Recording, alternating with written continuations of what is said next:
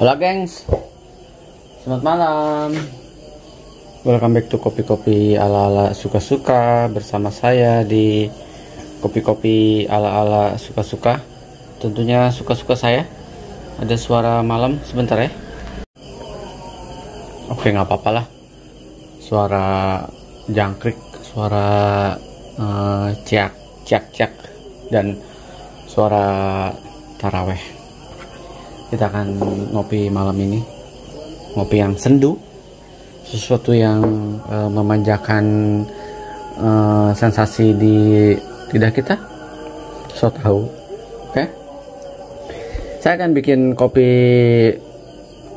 Udah binatang, pergi dong, nanti keburu lah. Saya akan bikin kopi ini ya, si Kyoto Style Coffee. Jadi saya adaptasi dari partnernya Kurasu, dan udah termasuk yang sering saya lakukan untuk beberapa bin yang membuat saya penasaran eksplorasinya ya. Seru banget suara taraweh, oke lah ya, sambil anggap aja sambil ngopi sambil taraweh juga.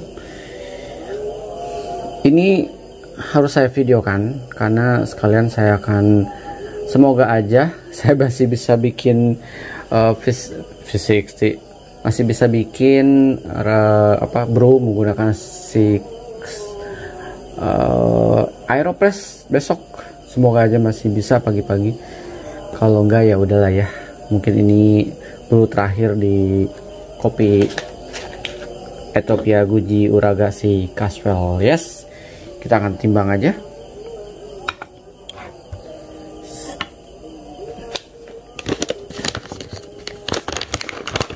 Saya akan main di 13 gram kali ini. Cukup ya buat besok. 13 gram pas. Oke. 13 gram pas. Sip. Kita akan giling.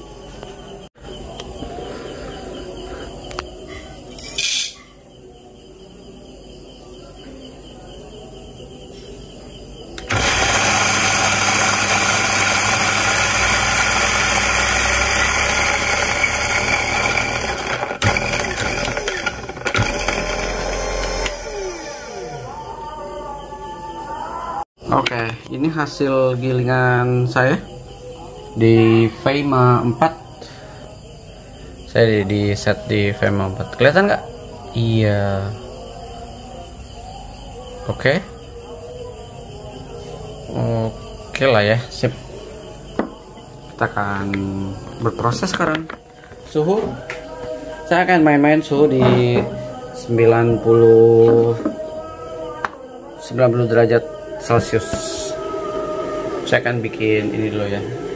Saya akan basahin dulu sebentar ya. Oke, kita akan tuang dulu rebus Siska ya. Sip.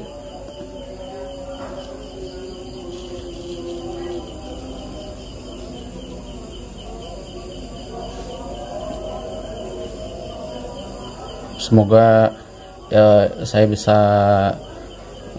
closing dengan enak si binnya ini.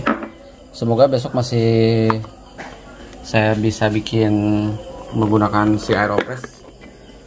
You ready? Sip. Ready? Tutup dulu.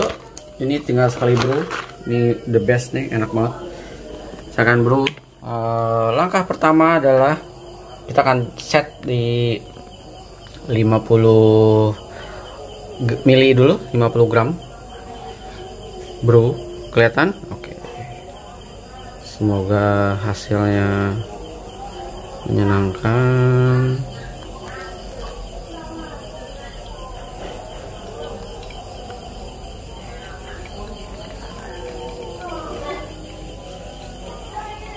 Oh, 52, it's okay, lebih dikit. Aromanya enak banget, aromanya. Kalau pakai gilingan kayak di 4 Fema ya, lupa saya gilingannya. Lalu saya mainkan sedikit si gilingannya supaya dia more or less tanda kutip homogen, karena gilingan kacrut kan lah, gilingan murah meriah. Saya pinggirkan dulu. Gilingan murah meriah itu memang sebenarnya sih Fema ini nggak layak untuk dibikin buat V60 juga sebenarnya, karena kalau bicara homogen dia nggak homogen. Jadi kalau kita giling di ukuran 4 itu akan ada gilingan akan bubuk-bubuk tepungnya. Nah, gimana kita menyiasati bubuk tepung itu? Ya kalian lihatlah di itu. Kalau kalian punya Groove, kalau salah ya harga 2 jutaan, nah itu boleh dipakai. Oke, saya balikin lagi ke 0. Berikutnya saya akan set di 60. Oke. Oke, suhu masih saya main-main di cantik sekali ya.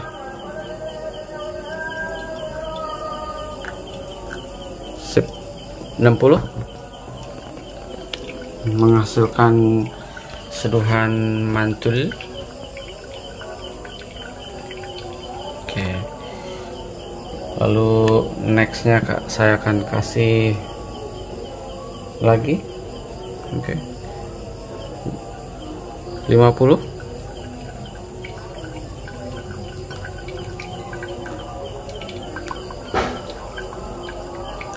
Menjadi 110 ya.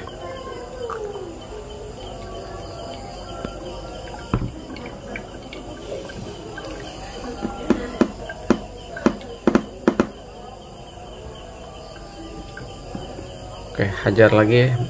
Saya kasih untuk brew terakhir, saya kasih lagi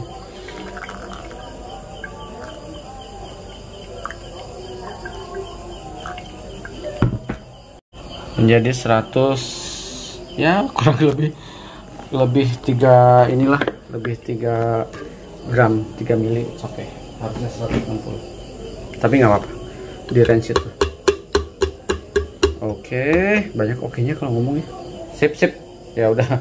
Selain oke, sip saya terus ini. Lalu langkah berikutnya adalah kita cek suhu ya. Sekarang adalah cek suhu. Saya cek suhunya dulu berapa kira-kira ini. Ini mesti dipasang terus suhunya. Sorry sebentar ya.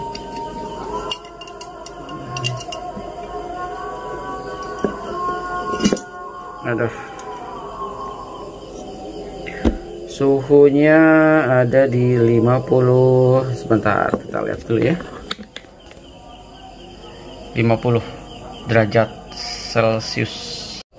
Oke, ini PR paling panjang ya. Saya akan taruh di sini. Bentar ya. Es batunya kegedean sih. Terpaksa. Yes. Bentar ya. Ya. Saya akan turunkan suhunya si suhu di kopinya ini menjadi kurang lebih saya akan di 10 derajat Celcius. Semoga achieve di sana ya. Semoga berhasil. Kita akan goyang-goyang terus. Kalau kata beberapa yang komen, lu ribet amat sih bikin kopi. Kalian nggak pernah merasakan betapa nikmatnya sebuah proses kayak gini sih ya. Kalau saya itu sangat menikmati proses yang ribet untuk mendapatkan output eksplorasi kopi yang bagaimana banget sih. Mungkin buat sebagian orang agak annoying, tapi buat saya ini sesuatu yang menyenangkan.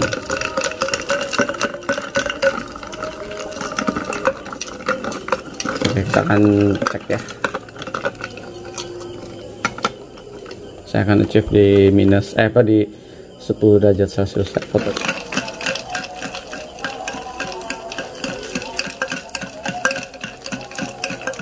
Kenapa mesti digoyang-goyang ini? Supaya semua unsur kimia, zat kimia yang ada di dalam kopinya bereaksi ke dingin, sehingga dia create sesuatu yang Tak terduga, so tahu. Suhu udah mencapai 10 derajat Celcius. Ya, langkah berikutnya adalah saya akan tuangkan. Dia suhunya nambah lagi jadi 15. Berikutnya akan saya lanjutkan. Saya akan shift di 10 derajat Celcius. Syukur-syukur bisa lebih dari itu ya. Misalkan 5 derajat Celcius atau 8, lebih mantap lagi. Oke, kita akan terus berproses.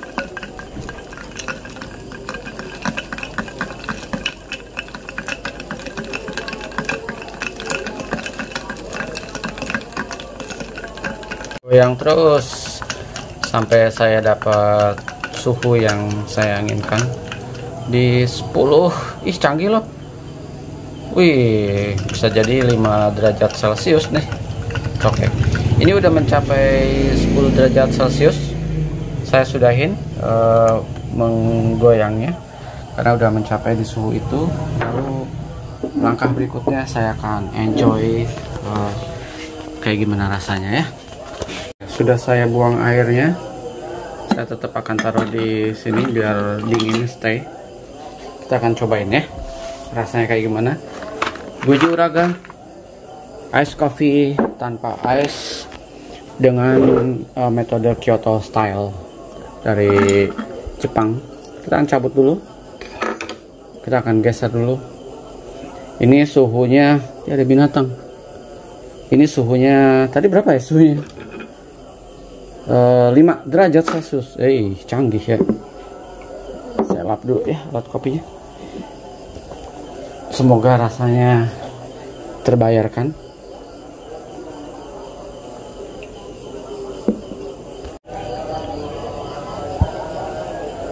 Aromanya enak banget. Saya tuang sedikit dulu ya. Saya tuang segini dulu. Lalu kita akan kembalikan ke sini. Yes, supaya dia stay dingin.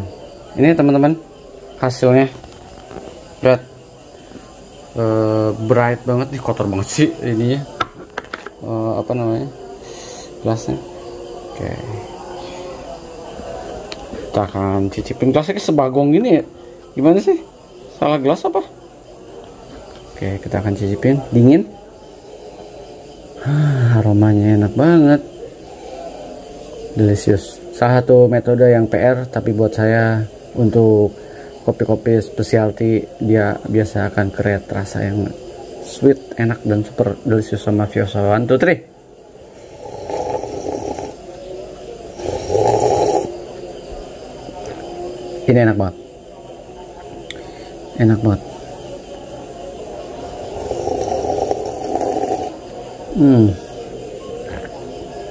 Super sweet. Super sweet. Black tea-nya kalau dia bilang sih Earl Grey.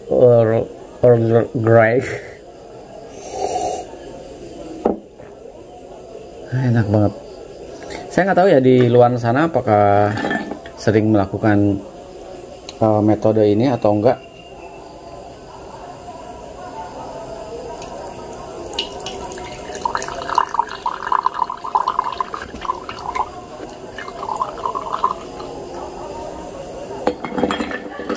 Kalau saya termasuk sering.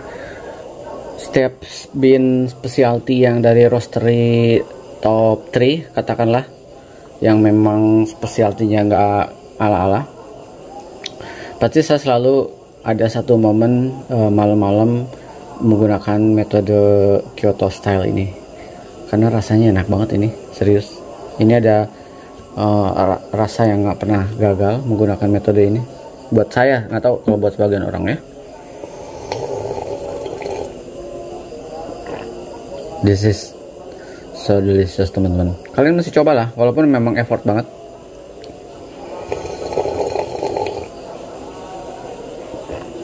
Sangat sweet banget.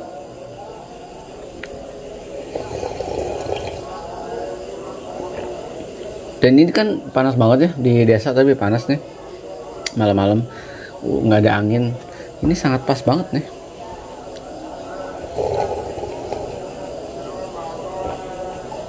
Ini sangat manja banget. Mungkin saya nggak tahu ya, kedai kopi di Jakarta apakah sudah ada yang menyajikan kopi dengan stylenya kayak gini. Kalau iya PR sih, tapi ya kebayar.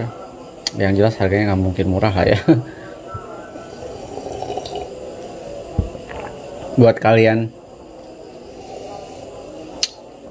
pengopi yang alirannya mencari notes, mencari rasa yang sensasional, kalian mesti coba deh metode Kyoto Style ini.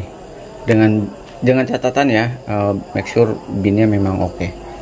Karena percuma kalau binnya juga nggak mendukung. Ini kebetulan aja bin yang saya bikin untuk kayak gini selalu bin-bin yang mendukung.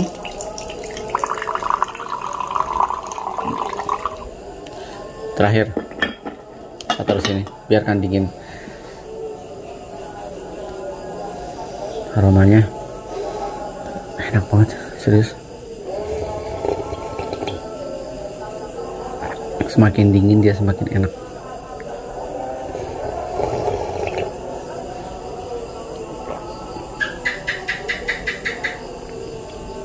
Damn, enak banget.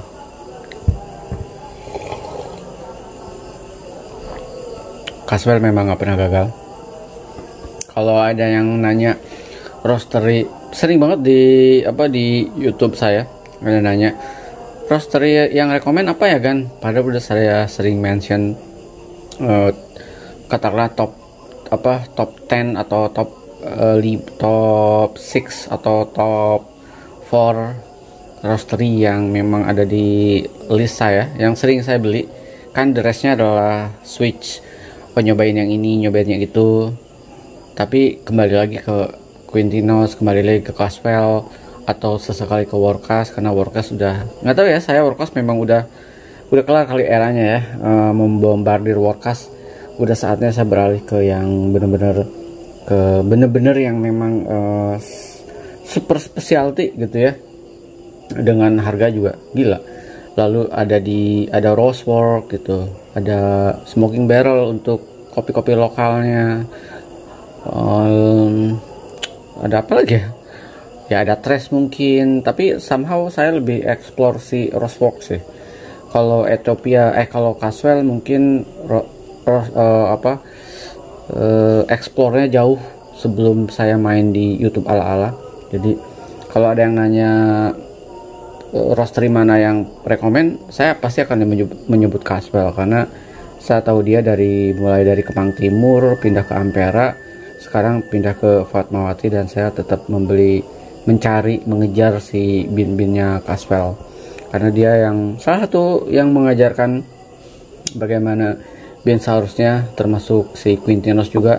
Sayangnya Quintinos nggak main di bin-bin impor, dia spesialis bin lokal. Sayangnya Quintinos nggak main bin impor ya, sayang banget. Quintinos udah lama nggak beli Quintinos nih, menarik juga ya. Oke. Delicious. Oke, saya akan closing. Buat teman-teman di sana yang kadang suka sekali lagi bertanya-tanya gimana dengan Caswell, buat saya Caswell yang memang salah satu roastery tertua saya selain Quintinos. Jadi ada dua sebenarnya roastery yang tertua dalam hidup saya, si Quintinos dan Caswell. Lalu berikutnya si Anomaly, bahkan mungkin Anomaly baru berikutnya si Tanah Merah. Tapi Tanah Merah saya nggak gitu intuit banget sih. Tanah Merah nggak tahu, dari dulu nggak begitu yang pengen ngulik banget, nggak. Tapi saya lebih ke Caswell karena dia lebih kayak ada bin-bin impornya, itu yang saya sukai dari si Caswell dulu ya, awal-awal 2000 berapa ya, nampak tua banget saya, 2007 2000 something kali ya, saya lupa itu Caswell tahun berapa sih berdirinya, nggak tahu lah ya, lupa saya. Lumayan lama ya. Oke lah, untuk closing di V60 Kyoto Style Ethiopia Guji Uraga, buat saya sangat layak untuk dieksplor, untuk dicoba. Enak banget. Oke, saya closing dengan seduhan terakhir.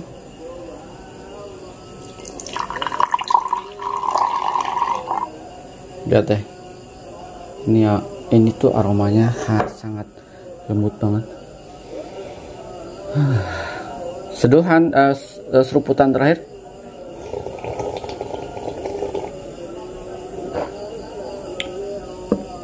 Ciao teman-teman.